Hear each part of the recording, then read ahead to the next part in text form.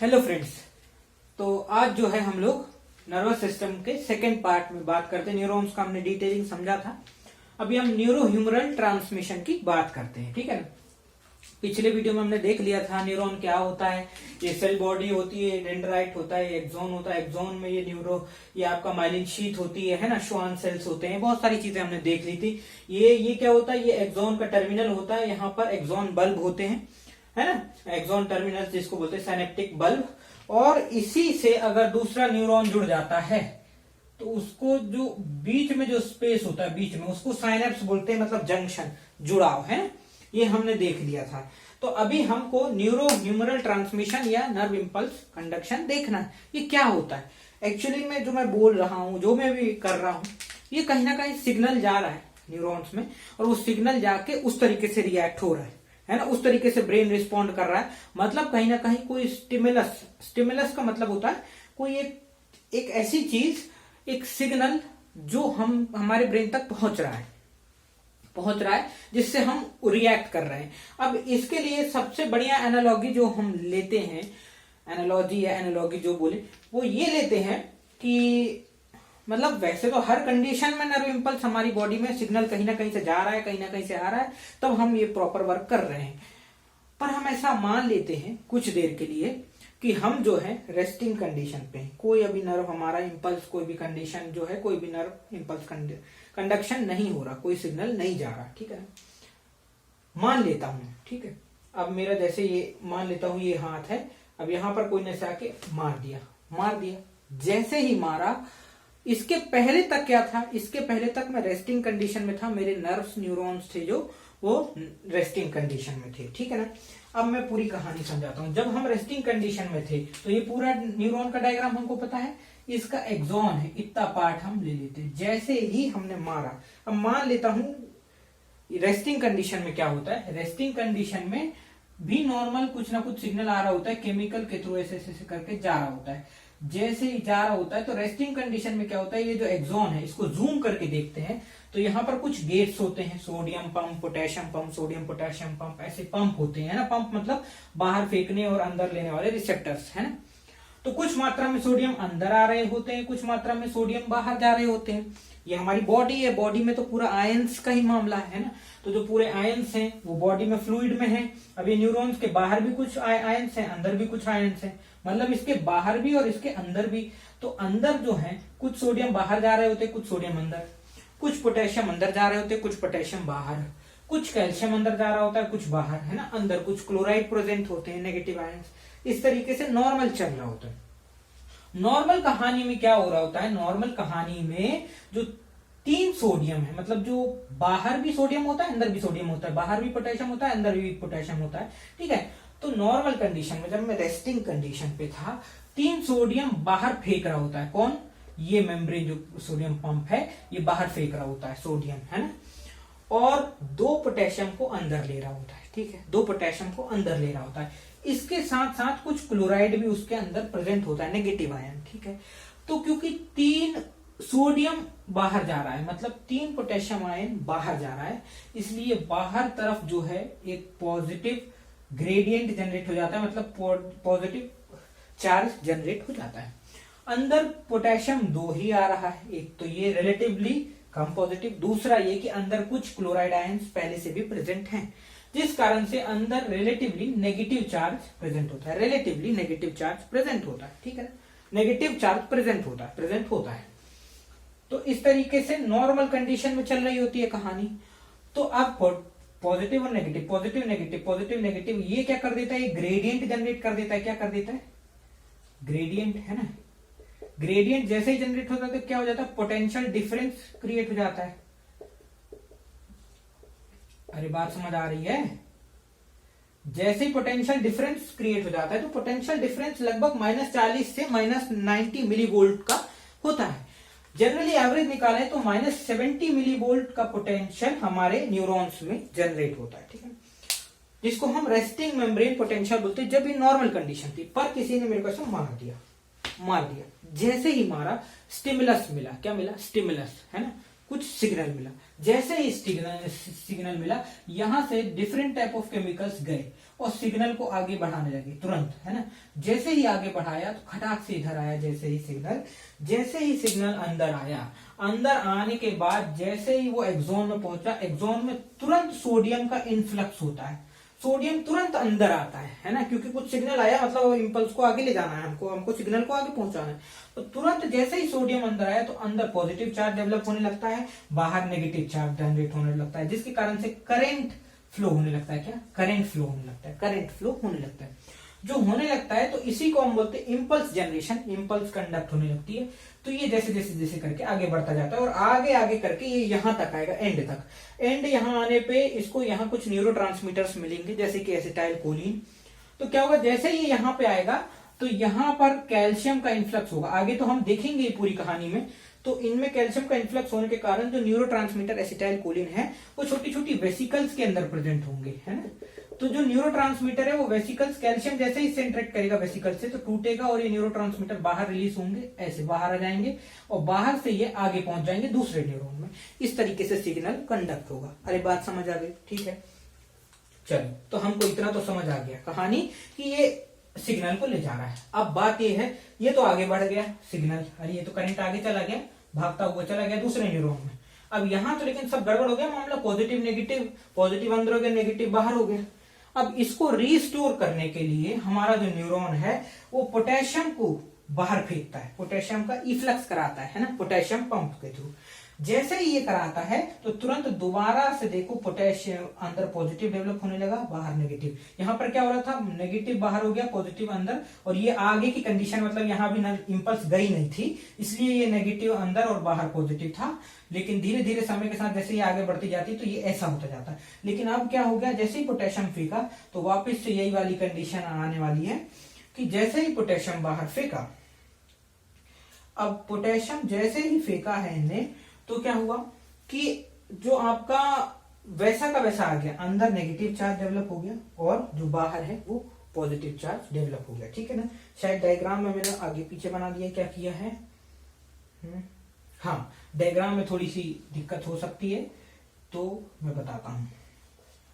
क्या कि नॉर्मल जो अभी यहां से इंपल्स निकल गई है ना, यहां से इंपल्स निकल गई है तो चार्ज कैसा होगा आपका, मतलब जो ये करंट यहां से जा चुका है तो यहां पर कैसा होगा, यहां पर positive positive positive positive positive, ऐसा है ना, negative negative negative negative negative. ठीक है ना। ये मतलब इम्पल्स जाने के बाद की कहानी। और ये पीछे वाला मैंने जो बनाया डायग्राम, इसका मतलब ये है कि यहाँ पर पोटेशियम को उसने बाहर फेंक दिया, यहां से फेंकता हुआ चला आ रहा है, जिस कारण से यहां पर जो है, यहां पर पॉजिटिव वापस से रिस्टोर हो गया, वापस से रिस्टोर हो गया। ठीक है, वापस से रिस्टोर हो गया।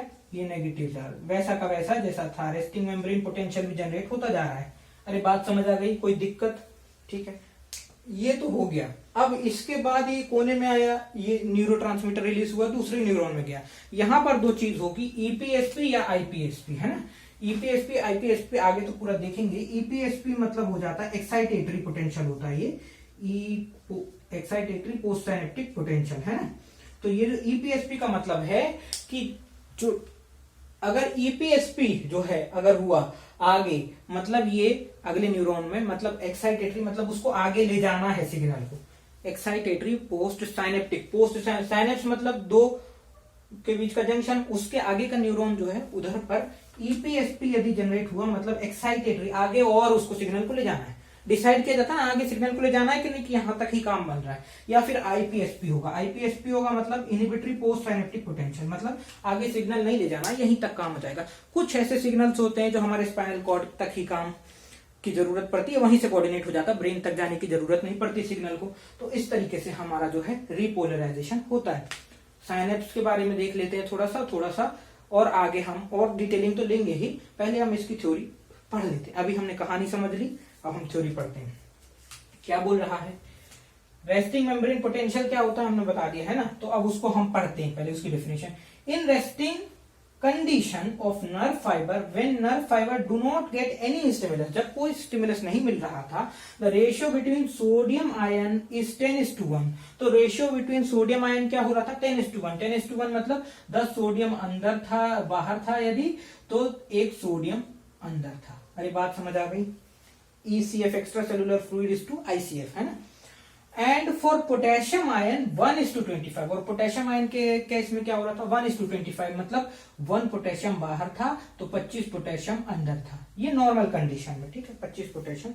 Apart from that intracellular fluid also contain negatively charge ion, इसके अलावा कुछ नेगेटिवली चार्ज आयन भी है, क्लोराइड। इसलिए the permeability of potassium is high across membrane and permeability of sodium is negligible. मतलब ये बोल रहा है कि अंदर तो थे कुछ नेगेटिव आयन और परमिएबिलिटी पोटेशियम की बहुत ज्यादा है, इस कारण से जो है पोटेशियम, 2 पोटेशियम अंदर आ रहा था। पोटेशियम अगर बाहर है भी, अगर 4-5 इकट्ठे हो गए थोड़ी देर में 5, 6, 7, 8 इकट्ठे हो गए बाहर पोटेशियम, तो उसकी परमिएबिलिटी इतनी ज्यादा है कि वो अंदर आ रहा है। और सोडियम की परमिएबिलिटी नेग्लिजिबल है, इसलिए वो अंदर नहीं आ रहा है, वो बाहर जा रहा है, ठीक है ना। तो जिस कारण से बता दिया negligible. Due to this potassium ion moves outward, है ना, पोटेशियम आयन मूव्स इनवर्ड होगा, सॉरी, है ना, विच जनरेट अ पोटेंशियल, जिसके कारण एक पोटेंशियल जनरेट हो रहा है, -40 से -90 मिलीवोल्ट तक रहेगा। एवरेज निकालते तो 70 मिलीवोल्ट होगा minus. At that time sodium potassium pump activated and move 3 sodium outward and 2 sodium inward, है ना। तो अब इस कंडीशन को मेंटेन रखे रहे हम कि ये ऐसी ही मेंटेन रहे -70 मिलीवोल्ट। इसके लिए कंटिन्यूअसली रेस्टिंग कंडीशन में भी जो हमारे न्यूरॉन्स काम करते रहते हैं वो ये करते रहते हैं कि 3 सोडियम बाहर फेंकते रहते हैं, 2 सोडियम अंदर, 3 सोडियम बाहर, 2 सोडियम अंदर, 3 सोडियम बाहर, 2 सोडियम अंदर, इस तरीके से नॉर्मल चल रहा होता है ना। अब इंपल्स कंडक्शन का क्या बोल रहा है, अब जैसे ये हो गया, अब जैसे ही स्टिमुलस कोई मिला हमको, तो क्या when the nerve fibre get stimulus of threshold value sodium, जैसे ही कोई थ्रेशोल्ड वैल्यू मतलब एक लेवल की वैल्यू, मतलब उतना मिलना चाहिए उसको स्टिमुलस की, भैया ऐसा नहीं अब मेरा हाथ रखा है, अब मैं ऐसे अगर किसी का और छू दिया और अगर मैं नींद में हूं तो मेरा ध्यान नहीं जाएगा, ठीक है यार, मतलब थ्रेशोल्ड वैल्यू का मेरे को स्टिमुलस नहीं मिला। लेकिन अगर थ्रेशोल्ड वैल्यू का स्टिमुलस मिला जैसे ही, तो सोडियम जो चैनल है एक्सोलेमा का वो ओपन होगा, sodium channel of axolemma gate open. Due to this sodium ion moves inside nerve fibre according to gradient, gradient के अकॉर्डिंग वो अंदर चला जाएगा। It is known as sodium influx, है ना। इसी को हम बोलते हैं depolarisation. Sudden influx of sodium ion changes potential of nerve fibre from -70 volt, अभी क्या था नॉर्मल -70 वोल्ट था, इससे सडन +30 वोल्ट हो गया, बहुत बड़ा डिफरेंस आ गया, +30 मिली वोल्ट आ गया, ठीक है। This leads to current generation known as impulse, क्या इंपल्स, है ना, इंपल्स जनरेशन हो गया, इंपल्स कंडक्शन हो गया, आगे बढ़ती जा रही। At this time of impulse negative charge outside, इस टाइम पे नेगेटिव चार्ज आउटसाइड हो गया, उल्टा हो गया, एंड पॉजिटिव चार्ज इनसाइड। अरे बात समझ आ गई, कोई दिक्कत, ठीक है। This +30 millivolt is known as action potential, ये क्या है, ये एक्शन पोटेंशियल है, ठीक है। अब इंपल्स इसमें देखो बाइफेजिक है, देखा जाए तो बाइफेजिक इंपल्स है। पोलैरिटी क्यों, पोलैरिटी चेंज हो रही दोनों साइड, देखो इधर से करंट भागता चला आ रहा है, इधर से भी करंट भागता चला आ रहा है, इधर पे पहले क्या था पॉजिटिव था, इधर पे पहले क्या था नेगेटिव था, खट खट खट खट खट खट सोडियम गिर रहा है, तो इधर पे पॉजिटिव होता जा रहा है, इधर पे नेगेटिव होता जा रहा है, बाइफेजिक, समझ गए बात, करंट इंपल्स बाइफेजिक है। इस तरीके से इंपल्स को कंडक्शन होता जा रहा है। अब आगे बढ़ गया सिग्नल, जैसे ही आगे बढ़ा तो इस कंडीशन को रिस्टोर करना है ना, वैसे ही तो क्या repolarisation is the process in which the nerve gain again achieve resting membrane potential of 70 millivolt by potassium efflux. कैसे, पोटेशियम को बाहर फेंक के, during this process potassium ion moves outwards, potassium channel gate open, है ना, बात समझ आ गई, ठीक है। इसके आगे का देख लेते हैं। अब आगे बढ़ने के पहले 2-3 चीज देख लेते हैं, जैसे रिफ्रैक्टरी पीरियड, ऐसा मैंने मारा, एक स्टिमुलस गया, एक नर्व इंपल्स कंडक्ट हुआ, दोबारा किया, दोबारा करंट हुआ, दोनों के बीच का जो गैप है रिफ्रैक्टरी पीरियड है। It is the gap between 2 successive impulse, बात समझ आ गई। साइनेप्स क्या है, 2 न्यूरॉन के बीच का junction, it is the junction between 2 nerve fibre. 3 type का होता है, या तो ये डेंड्रोन है, सेल बॉडी एक्सॉन हमें पता है, फिर ये डेंड्रोन है, सेल बॉडी एक्सॉन है, दूसरा न्यूरॉन हो गया, ये पहला हो गया, ये दूसरा। तो ये एक्सोन और डेंड्रोन के बीच में जंक्शन है तो एक्सोडेंड्रोनिक, एक्सोएक्सोनिक मतलब दो एक्सोन के बीच में उल्टे उल्टे लगे हैं दोनों तो, या एक्सोसाइटोनिक मतलब अगर ऐसे पोजीशन में है अगर न्यूरॉन तो इसकी सेल बॉडी से डायरेक्ट कनेक्ट है यदि कोई दूसरा न्यूरॉन तो एक्सोसाइटोनिक। इस तरीके से जो है साइनैप्स से 3 प्रकार के हमारे जंक्शन, बात समझ आ गई। अब मोड ऑफ ट्रांसमिशन के अकॉर्डिंग भी 2 टाइप के साइनैप्स है, या केमिकल साइनैप्स या इलेक्ट्रिकल साइनैप्स। ये तो मैंने देखो दूर दूर वाले बताए, अगर यही सट जाए तो चिपक जाए, है ना, बात समझ आ रही है, एक्सोन डेंड्रोन या एक्सोन एक्सोन एक दूसरे में चिपक जाए तब वो हो जाता है केमिकल इलेक्ट्रिकल साइनैप्स। ये तो हमने नॉर्मल केमिकल साइनैप्स की बात करी, जो भी तक हम पढ़ रहे हैं और जिसमें हम अभी आगे बात करेंगे वो हम केमिकल साइनैप्स की बात करेंगे। लेकिन इलेक्ट्रिकल साइनैप्स में न्यूरोट्रांसमीटर रिलीज नहीं होता, यहां से जो सोडियम ऐसे चलता आ रहा था ना, ये डायरेक्ट ऐसे आगे भग जाता है, बहुत तेजी से सिग्नल जाता है। इलेक्ट्रिकल साइनैप्स थोड़ा ज्यादा तेज होता है केमिकल साइनैप्स के मुकाबले, क्योंकि यहाँ पर बीच में गैप नहीं है, केमिकल का रिलीज कुछ ऐसा कोई सीन नहीं है, डायरेक्ट सोडियम आगे भागता है, ठीक है ना ये। लेकिन केमिकल साइनैप्स हम जो भी बेसिक कंडीशन देख रहे हैं केमिकल साइनैप्स की बात कर रहे हैं, जहां पर दोनों के बीच में गैप होता है। अब यहाँ पर सोडियम वोडियम वाली कहानी खत्म हो जाती है, यहाँ पर केमिकल्स की बात आ जाती है, कुछ न्यूरोट्रांसमीटर्स की। जैसे ही सिग्नल यहां से आता जा रहा था तो वो जैसे ही सोडियम आता जा रहा है तो ये जो तुम्हारे न्यूरोट्रांसमीटर्स हैं ये आगे बढ़ने लगते हैं, है ना, यहीं पे प्रेजेंट होते हैं नर्व टर्मिनल एंडिंग में। ये कैसे बढ़ने लगते हैं, जैसे ये यहीं पे प्रेजेंट होते हैं। अब जैसे ही वो सोडियम आया तो कैल्शियम का इन्फ्लक्स नर्व एंडिंग में खटाखट कैल्शियम गिरने लगता है। कैल्शियम इनसे इंटरेक्ट करता है ये वेसिकल से, तो ये वेसिकल टूट जाती है ना, ये जैसे ही टूटती है तो इसके जो अंदर के जो न्यूरोट्रांसमीटर है ये रिलीज हो जाते हैं। ये रिलीज होते हैं तो ये एक्सोसाइटोसिस से बाहर निकल जाते हैं, इसके बाहर, और ये जाते हैं यहाँ बीच साइनैप्स में। यहाँ पर अगर नॉर्मल हम एसिटाइल कोलिन की बात करें, नॉर्मल एक न्यूरोट्रांसमीटर, बहुत सारे न्यूरोट्रांसमीटर होते हैं, नोरेड्रेनालिन, गाबा, हम एसिटाइल कोलिन की बात करें तो यहाँ बीच में साइनैप्स है, ये प्री साइनेप्टिक पार्ट है, साइनेप्टिक बल्ब, ये पोस्ट साइनेप्टिक पार्ट है, मतलब ये अगले न्यूरॉन का पार्ट है। और ये डेंड्रॉन, अगर हमने एक नॉर्मल केस जनरेट किया ये वाला कि ये डेंड्रॉन है, ठीक है ना, तो ये है। तो जैसे ही अगर वो न्यूरोट्रांसमीटर बाहर आया, मान लेते हैं एसिटाइल कोलिन है, तो बीच साइनैप्स में एक एंजाइम प्रेजेंट होती है एसिटाइल कोलिनेस्ट्रेज, ठीक है ना, एसिटाइल कोलिनेस्ट्रेज एंजाइम प्रेजेंट होती है। वो इसको तोड़ देती है, किस में तोड़ देती है, एसीटेट में और कोलिन में तोड़ देती है, ठीक है। अब एसीटेट और कोलिन में तोड़ देती है तो एसीटेट तो जो है वो वापस रीअब्सॉर्ब हो जाता है, कोलिन जो है वो रिसेप्टर के साथ इंटरेक्ट करता है। जैसे ही कोलिन रिसेप्टर के साथ इंटरेक्ट करता है तो आगे डिसाइड होता है कि आगे सिग्नल जाना है कि नहीं जाना है। तो 2 कंडीशन बनती है, एक बनती है ईपीएसपी, फुल फॉर्म मैंने अभी कहीं स्पेलिंग लिखी नहीं है लेकिन आप लोग समझ सकते हैं। ईपीएसपी मतलब एक्साइटेटरी पोस्ट साइनेप्टिक पोटेंशियल, अगर ये हुआ तो आगे फिर से नर्व आगे अगले न्यूरॉन में बढ़ जाएगी, वैसे ही का वैसे ही, है ना। अगर आईपीएसपी हुआ तो यहीं के यहीं पे नर्व इंपल्स रुक जाएगी, है ना, ये हो गया। अब नर्व इंपल्स ऐसे ऐसे करके बहुत सारे न्यूरॉन्स में बढ़ती जाती है। टर्मिनेशन में क्या होता है, टर्मिनेशन मतलब कहीं तो जाके इंपल्स को रुकना होगा, कहीं तो जाके करंट को रोकना होगा। वहां पर या तो ये एसिटाइल कोलिन डिस्ट्रॉय हो चुका होता है या फिर वापस ले लिया जाता है, वापस रीअब्सॉर्ब हो जाए, ये 2 कंडीशन में टर्मिनेशन होता है, ठीक है, बात समझ आ गई। तो थोड़ा सा थ्योरी देख लेते हैं। When impulse come to nerve terminals, जब इंपल्स नर्व टर्मिनल में जाती है, देन सडन कैल्शियम इन्फ्लक्स होता है which leads to release of neurotransmitter from vesicle, जिससे क्या हो जाता है कि न्यूरोट्रांसमीटर का, तो when impulse come to nerve terminals then sudden calcium influx होता है which leads to release of neurotransmitter, जिससे न्यूरोट्रांसमीटर का रिलीज होता है। कैसे होता है, वो वेसिकल टूट जाती है, neurotransmitter, most common neurotransmitter acetyl choline है, ठीक है।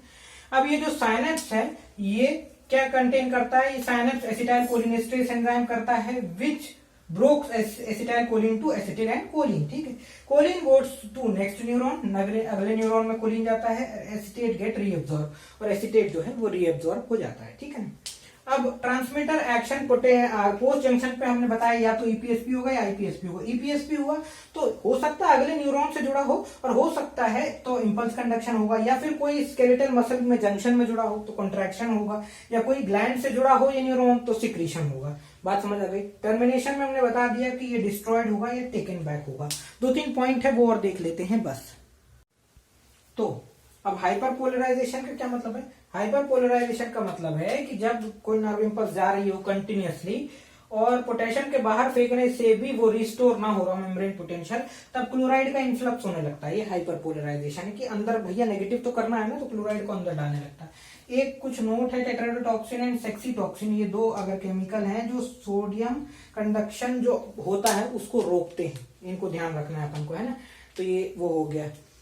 अब इसके अलावा को ट्रांसमिशन एक पॉइंट है। को ट्रांसमिशन का मतलब होता है, अपन ने सोचा कि यार एक न्यूरॉन मतलब एक ही टाइप का एसिटाइल कोलिन ही बस आएगा एक न्यूरॉन में, ऐसे ही सिंपल वे में कंडक्शन होगा, ऐसा नहीं है। इसी में ही नर्व एड्रेनालिन, इसी में ही और दूसरे न्यूरोट्रांसमीटर भी साथ में आगे तरफ से नर्व इंपल्स कंडक्शन करा सकते हैं इस तरीके से, तो उसको बोलते हैं हम को ट्रांसमिशन। इसके अलावा कुछ जो थोड़े बहुत पॉइंट हैं वो उसके पॉइंट हैं पैरासिम्पैथेटिक फार्माकोलॉजी के, है ना, और सिंपैथेटिक नर्वस सिस्टम के, तो वो थोड़े बहुत पॉइंट वहां डिस्कस करेंगे। अभी हमारे एचएपी के लेवल के हिसाब से इतना हमारा ठीक है। तो आई होप आप लोगों को आज मजा आया होगा। काफी interesting topic nerve impulse transmission, तो काफी डिटेल में पढ़ाया है। प्लीज लाइक करें, सब्सक्राइब करें, शेयर करें। Thank you.